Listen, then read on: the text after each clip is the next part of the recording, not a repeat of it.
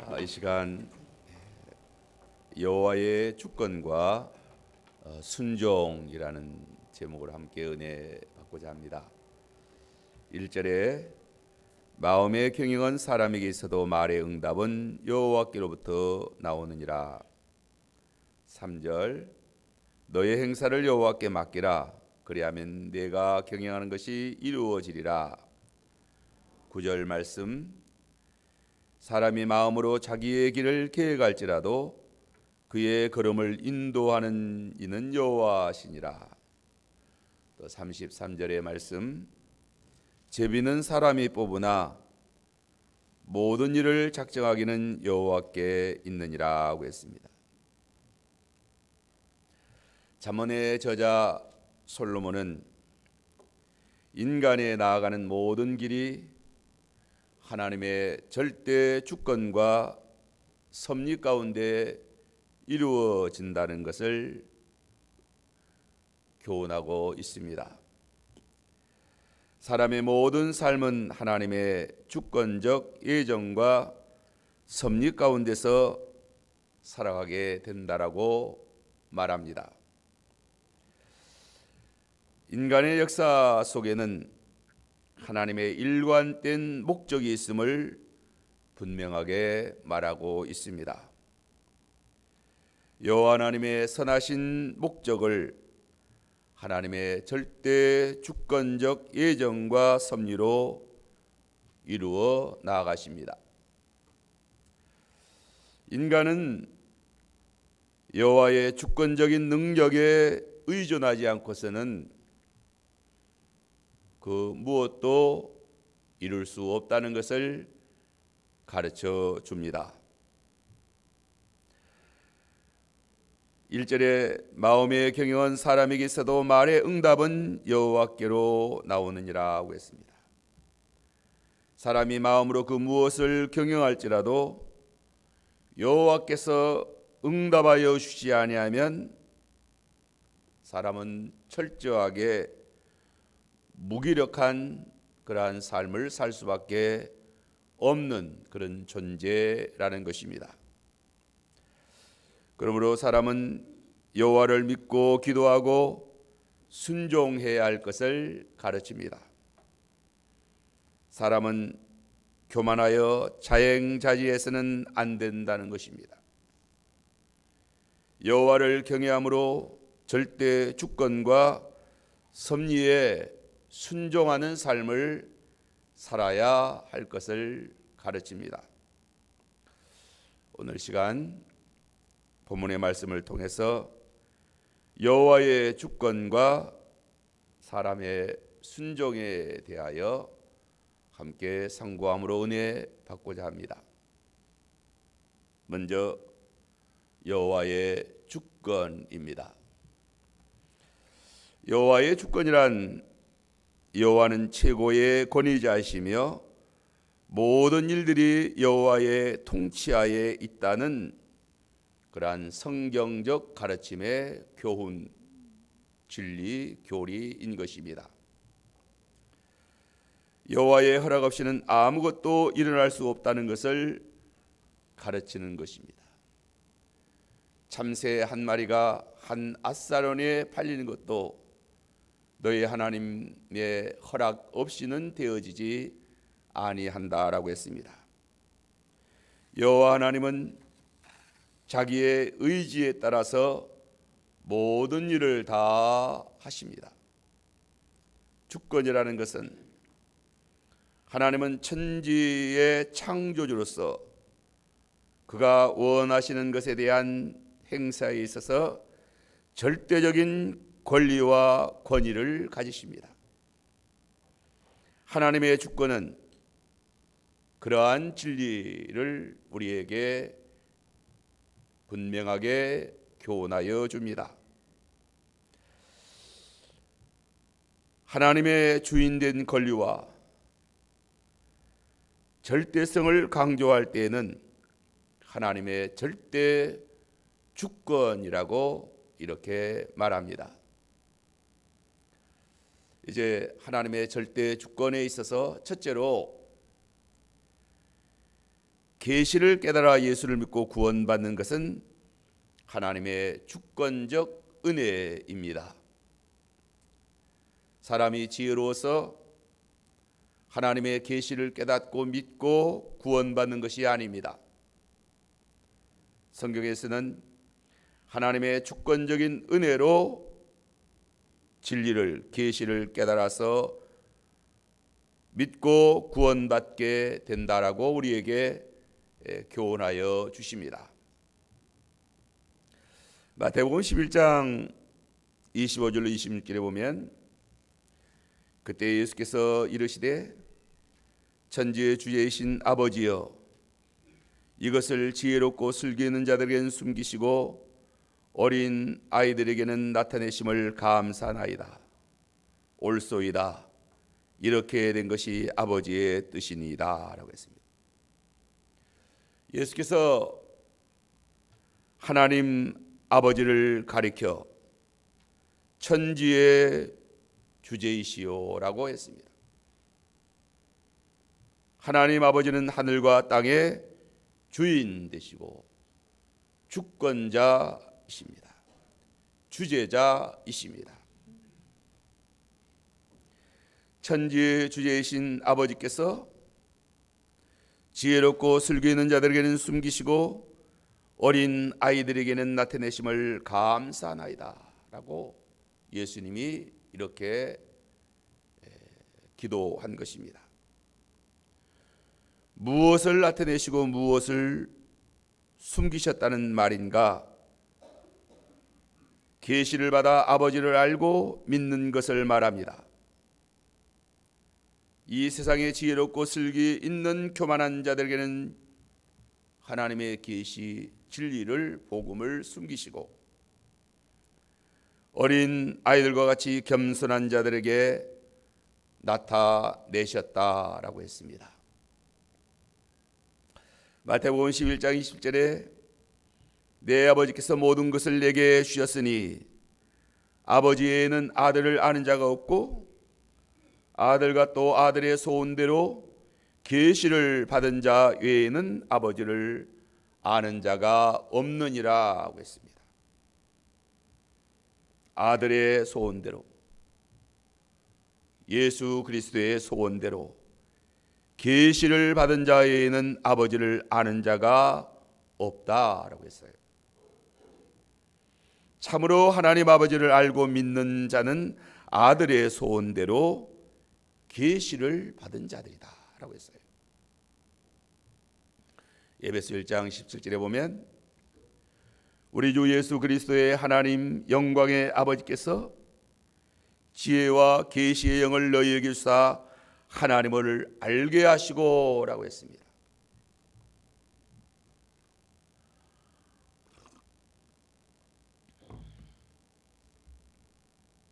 영광의 아버지께서 지혜와 계시의 영을 너희에게 주사 하나님을 알게 하셨다. 계시의 영을 주시지 아니하면 아무리 지혜롭고 슬기로워도 아버지 하나님을 알 자가 없습니다. 하나님의 절대 주권적 은혜로 계시의 영을 주셔서 하나님을 알게 하여 주셔서 믿고 구원받게 하신 것입니다. 이 계시라는 말은 요한계시록이다. 성경 말씀을 가리켜서 계시라고 합니다. 감추어진 진리를 열어서 우리에게 보여 주었다는 뜻입니다. 계시의 영은 성령으로 진리를 깨닫게 하신다는 말입니다. 요한복음 17장 3절에 영생은 곧 유일하신 참 하나님과 그가 보내신 자 예수 그리스도를 아는 것이니이다. 하나님과 예수 그리스도를 알고 믿는 것이 영생입니다. 알고 믿는 것은 인간이 지혜롭고 슬기로워서가 아닙니다. 하나님이 계시의 영을 주셔서 알게 하여 주신 것입니다. 하나님의 주권적 은혜인 것입니다.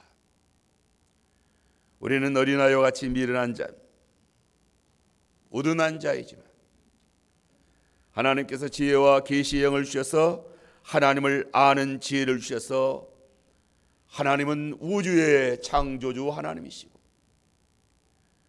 인류의 역사를 홀로 주장하시는 대주제가 되시는 절대자이심을 알게 하여 주시고 깨닫게 하여 주셔서 믿게 하신 것입니다. 이제 두 번째로는 사람의 경영을 하나님이 절대 주권으로 주관하십니다. 1절을 다시 보면 마음의 경영은 사람에게 있어도 말의 응답은 여호와께로부터 나오느니라. 이 마음의 경영이란 곧 자신의 생각이나 지식 등 모든 것을 동원하여 총력을 다해 생각하고 꾸미는 계획이나 일들 또 모든 사상을 가리킵니다. 사람이 아무리 탁월한 지혜와 지식으로 계획하고 경영하는 일들이라 할지라도 그대로 성취되지 않는다는 것입니다. 그 이유는 말의 응답은 여호와께로부터 나오기 때문입니다. 사람의 모든 계획이나 경영의 최종적인 응답은 여호와께 있습니다. 인생 만사가 사람의 뜻대로 되는 것이 아니라는 것입니다. 잠언 19장 21절에 사람의 마음에는 많은 계획이 있어도 오직 여호와의 뜻이 완전히 서리라고 했습니다. 옛글에도 모사는 죄인이요 성사는 제천이라고 했습니다. 사람이 계획을 세워도 일의 성사는 하늘에 달렸다는 말입니다. 사람이 마음으로 여러 가지 일을 계획하고 경영하지만 그 계획과 경영대로 되는 것이 아니라는 것입니다. 하나님이 성취하여 주시면 되고 하나님이 막으시면 결코 이룰 수 없다는 것을 우리가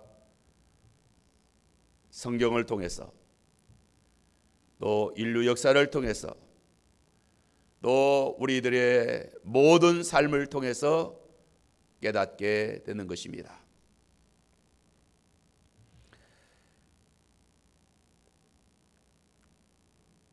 사람은 자기 생각대로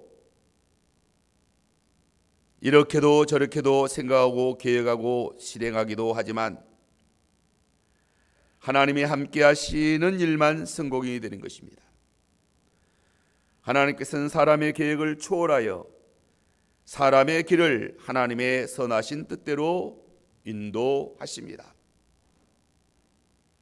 사람의 지혜로는 하나님의 경영과 계획을 또한 잘 알지 못합니다. 때로는 사람의 계획과 경영하는 것과는 정반대의 길로 하나님이 인도하십니다. 하나님은 절대 주권자이시기 때문에 사람의 계획과 경영에 의존하시는 하나님이 아니시라는 것입니다. 그 자유의지를 강조하는 사람들은 인간의 의지를 하나님의 절대 주권보다 더 높이고 앞세우는 그런 자들이 있습니다. 그러나 결코 인간의 의지가, 인간의 경영이 하나님의 주권을 거스릴 수 없다는 것입니다. 사람이 하나님의 경영과 계획을 막을 수가 없습니다. 사람의 계획과 경영대로 되는 것이 아니라 하나님의 계획과 경영대로 되는 것입니다.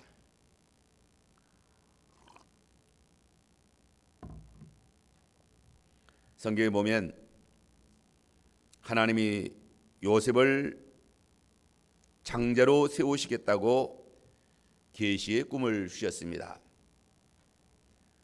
요셉을 이스라엘의 왕으로 세워 그 집을 구원하시겠다라고 하나님이 작정하시고 계시하시고 역사하십니다.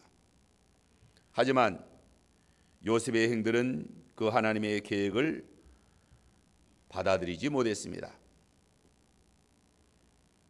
그래서 요셉을 죽이려고 하다가 애굽의 종으로 팔아버립니다. 그러면서 내 꿈이 어떻게 되나 보자라고 한 것입니다. 창세기 37장 19절로 20절에 보면 서로 이르되 꿈꾸는 자가 오는도다. 자 그를 죽여 한 구덩이에 던지고 우리가 말하기를 악한 짐승이 그를 잡아먹었다 하자. 그의 꿈이 어떻게 되는지를 우리가 볼 것이니라.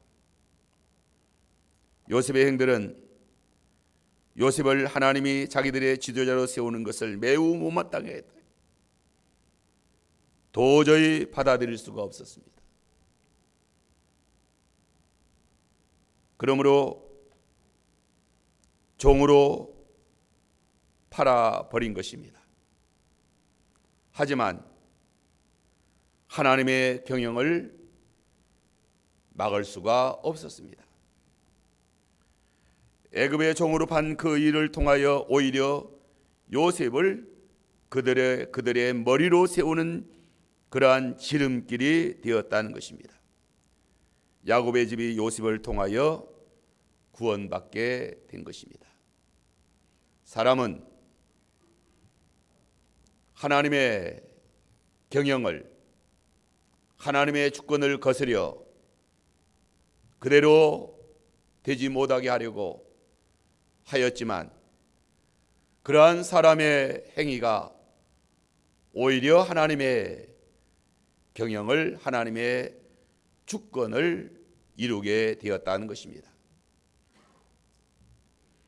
또한 악한 유대인들은 예수가 하나님의 아들 그리스도가 아니라는 거죠. 유대인의 왕이시며 구세주인 것을 받아들이지 못했습니다. 예수는 하나님의 아들이 아니며 유대인의 왕도 아니라고 십자가에 못 박아 죽였습니다. 하지만 그 십자가의 사건을 통하여 예수는 더욱더 하나님의 아들로 우뚝 서셨으며 만백성의 구세주가 되신 것입니다. 사람이 하나님의 경영을, 하나님의 주권적인 하나님의 거룩하신 역사를 막을 수 없다는 것입니다. 사도행전 4장 10절로 12절에 보면 너희와 모든 이스라엘 백성들은 알라. 너희가 십자가에 못 박고 하나님이 죽은 자 가운데서 살리신 나사렛 예수 그리스도의 이름으로 이 사람이 건강하게 되어 너희 앞에 섰느니라. 사도행전 3장에 보면 나면서부터 안전병이던 자 베드로와 요한이 은과 금은 내게 없거니와 내게 있는 것으로 내게 주노니 나사렛 예수 그리스도의 이름으로 일어나 걸으라 할 때 예수의 이름의 권세로 벌떡 일어나 걷게 된 것입니다. 이 예수는 너희 건축자들이 버린 돌로서 집 모퉁이의 머릿돌이 되었느니라. 다른 이로서는 구원을 받을 수 없나니 천하 사람 중에 구원을 받을 다른 이름을 우리에게 주신 일이 없느니라고 했습니다.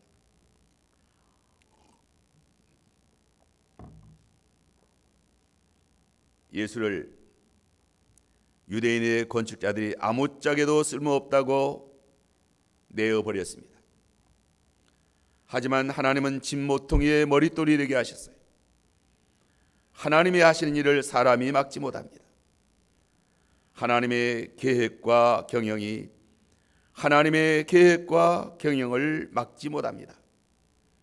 하나님의 절대 주권으로 계획하시며 경영하시는 모든 일은 한치의 오차도 없이 다 이루어지게 되는 것입니다. 그러므로 우리는 하나님의 주권을 믿습니다. 시편 2장 1절 6절에 보면 어찌하여 이방 나라들이 분노하며 민족들이 헛된 일을 꾸미는가. 세상의 군왕들이 나서며 관원들이 서로 꾀하여 여호와와 그의 기름 부음 받은 자를 대적하여 우리가 그들의 맨 것을 끊고 그의 결박을 벗어버리자 하는도다. 하늘에 계신 이가 웃으시며 주께서 그들을 비웃으리로다 했습니다. 주께서 그들을 비웃는다라고 했어요. 가스롭다 이게. 하나님이 예수 그리스도를 통하여 하시는 구원 운동을 사람이 끊을 수가 없습니다. 사람이 막을 수가 없는 것입니다. 하나님께서 한 사람 한 사람의 모든 삶을 하나님이 다 절대적인 주권으로 예정하시고 또 섭리하시고 구원할 자를 구원하시고 은혜를 나르실 자에게 은혜를 나르시고 복을 내리실 자에게 하나님이 복을 내리십니다.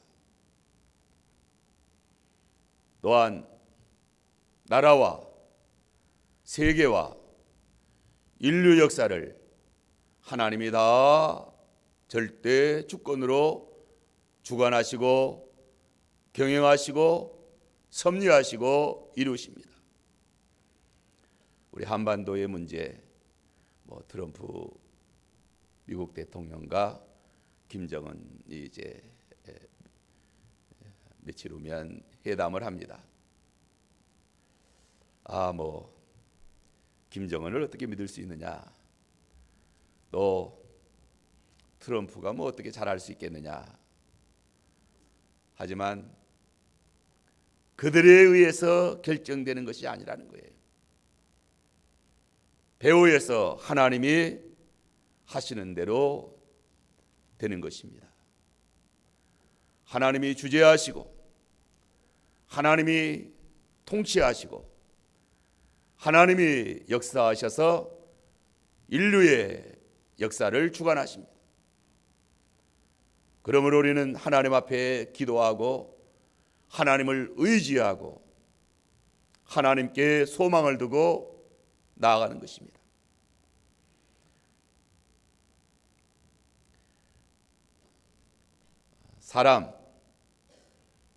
사람에 의해서 결정되는 것이 아니에요. 사람은 아무리 하나님의 뜻을 거스려 나아가려 해도 하나님이 다스리시고 통치하시면 하나님 뜻대로 이루어지게 되는 것입니다. 바로왕을 굴복시키신 하나님, 또 고레스 왕을 감동시켜서 포로된 이스라엘을 해방시키신 돌아오게 하신 하나님, 하나님께서 역사하시고 주관하시고 통치하신다. 이제 여기 33절에 보면 사람이 제비를 뽑으나 이 일의 작정은 여호와께 있다라고 했습니다. 제비는 사람이 뽑으나 모든 일을 작정하기는 여호와께 있느니라. 제비는 사람이 뽑지만 그 일의 작정은 여호와께서 결정하십니다. 믿음 없는 사람들은 제비를 뽑을 때 재수를 말하고 운을 말합니다. 운명을 말합니다. 재수가 좋아서 제비를 잘 뽑았다라고 말합니다. 운이 좋지 않아서 제비를 잘못 뽑았다라고 말합니다.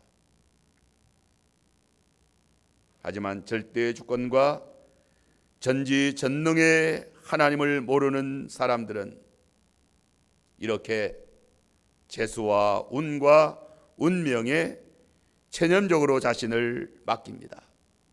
자포자기합니다. 비관론에 사로잡혀 될 대로 되라는 그러한 운명론자들인 것입니다. 우리 기독교인들은 하나님의 선하시고 복된 계획이 우리와 함께 하신다는 것을 믿고 감사와 소망을 가지고 살아가는 것입니다. 우리를 향하신 하나님의 계획은 반드시 영화로운 영광의 구원에 이르게 되는 것입니다. 이러한 확신을 가지고 우리는 신앙생활을 하는 것입니다. 기독교인의 운명론은 허무주의가 아니라는 것입니다. 우리 기독교인의 운명론은 예정론적인 그런 운명론인 것입니다. 로마서 8장 28절에 하나님을 사랑하는 자 그 뜻대로 부르심을 입은 자들에게는 모든 것이 합력하여 선을 이룬다라고 분명하게 말합니다. 이 구약 시대에는 하나님의 거룩한 뜻을 제비를 뽑는 방법으로 이렇게 종종 문제를 해결하고 일을 처리했습니다. 사람이 제비를 뽑으나 그 일의 작정은 여호와께 있다라고 했어요. 가나안 땅을 분배할 때에 제비를 뽑아 12지파에게 분배했습니다. 민수기 22장, 26장 55절로 56절에 보면 오직 그 땅에 제비 뽑아 나누어 그들의 조상 지파의 이름을 따라 얻게 할지라 다소를 막론하고 그들의 기업을 제비 뽑아 나눌지니라.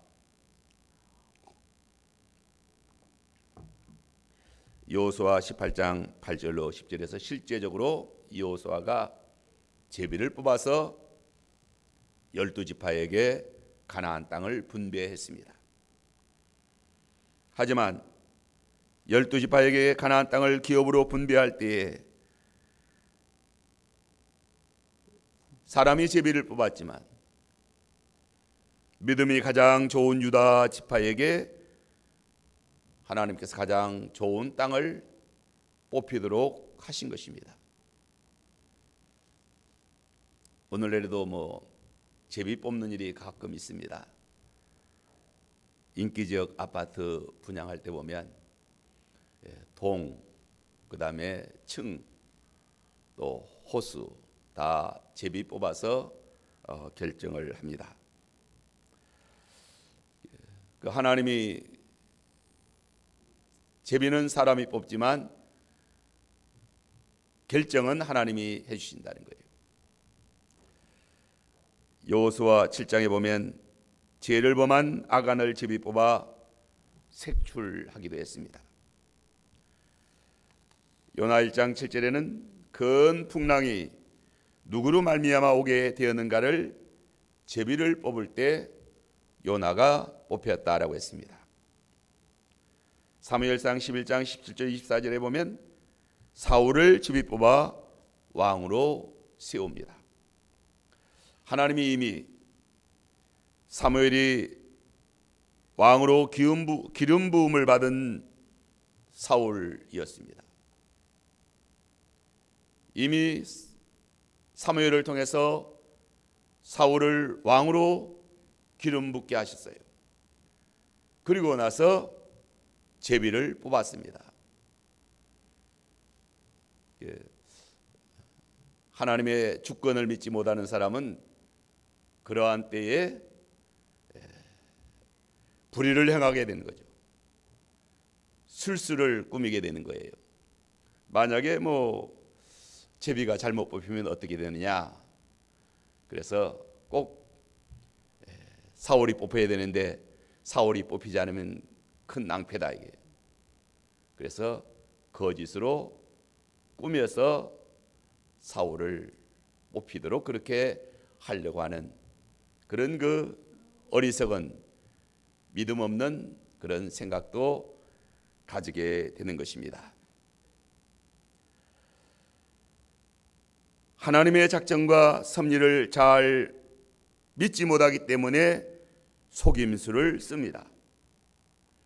하나님께서 절대 주권으로 세울 자를 세우시고 피할 자를 피하십니다. 하나님이 세우는 자를 사람이 막지 못합니다. 될까 안 될까 안달하거나 조바심을 가질 필요가 없어요. 하나님이 복을 주시면 복을 받아요. 하나님이 죽이시면 반드시 죽습니다. 하나님이 살리시면 그 누구도 죽일 수가 없어요. 하나님이 높이시면 그 누구도 낮출 수가 없습니다. 하나님이 하시는 대로 되는 것입니다. 그러므로 하나님의 절대 주권을 믿는 자들은 인간의 꾀를 쓰지 않는다. 인간의 불의한 거짓을 행하지 않는다. 아무리 인간이 꾀를 쓰고 불의를 행하고 요셉이 자기들의 왕이 되는 것이 싫다. 예수 그리스도가 하나님의 아들이시요 메시아인 것이 도저히 받아들이지 않는다. 그래서 십자가에 못 박아 죽였다. 그렇다고 하나님이 세우시는 자가 하나님이 하시는 일이 사람에 의해서 결코 좌절되지 않는다는 것을 우리가 믿어야 하는 것입니다. 이것이 하나님의 주권을 믿는 신앙이에요. 하나님의 절대 주권, 하나님이 하시면 된다. 하나님이 막으시면 아무리 해도 안 됩니다. 이제 시간 되는 대로 사람의 순종에 대해서 상고하고자 합니다. 여호와 하나님의 절대 주권을 믿는 우리 성도들은 겸손히 하나님을 경외하고 순종하는 삶을 살아야 하는 것입니다. 교만한 마음을 품고 불의하게 피차 손을 잡지 말아야 하는 것입니다. 교만한 마음을 품고 불의한 뜻을 이루려고 어리석은 생각을 하지 말아야 된다. 이게 결코 성공할 수가 없어요. 하나님의 절대 주권과 예정과 섭리는 믿음과 기도와 겸손한 순종과 밀접하게 연관되어 있습니다. 하나님이 예정하신 자들을 부르시고 부르신 자들을 의롭다 하시고 의롭다 하신 자들을 영화롭게 하십니다. 불신앙과 교만과 악과 불의한 꾀를 도모하는 자들에게는 하나님이 절대 주권으로 그들에게 화를 내리시고 벌을 내리십니다.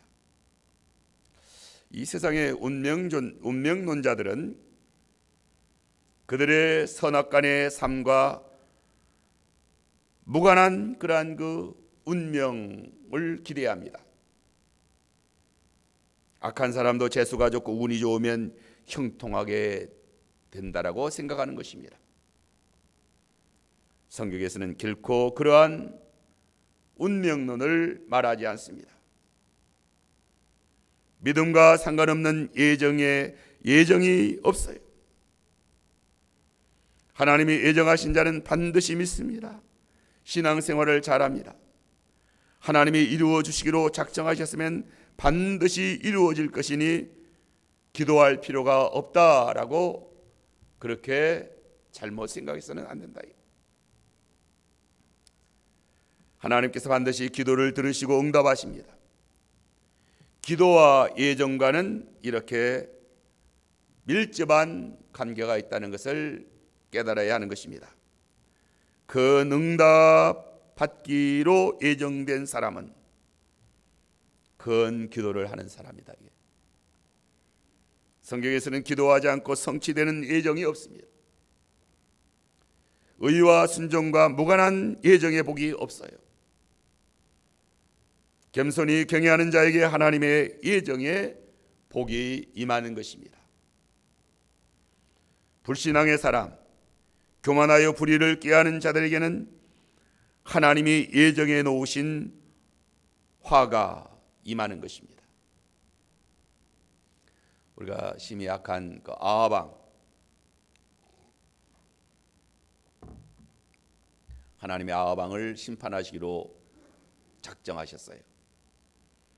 아람 사람이 무심코 활을 당기어 그 쏜 활이 날아가서 아합 왕의 갑옷 솔기를 뚫고 들어가서 부상했습니다. 왕이 부상하여 죽고 만 것입니다. 무심코 쏜 화살이 날아와 아합 왕을 죽였다. 여호와께서 악한 자를 심판하실 때 피하지 못합니다. 아합 왕이 아람 나라의 작전을 알았어요. 아람 나라의 작정은 이스라엘 왕 아합 왕만 죽이라는 거예요. 그러하기 때문에 여호사밧에게 왕복을 입히고 자기는 일반 군복을 입고 자기를 알아보지 못하게 군중에 들어가서 싸웠습니다. 그래서 여호사밧 왕을 집중적으로 공격하여 아람 군대가 죽이려고 했지만 여호사밧이 소리 지를 때 아합 왕이 아닌 것을 알고는 쫓기를 그쳤어요. 그 아합 왕은 어떻게 됐느냐? 우연히 쏜 화살이 날아가서 갑옷 솔기를 꿰뚫고 들어가서 아합 왕이 거꾸러지게 된 것입니다.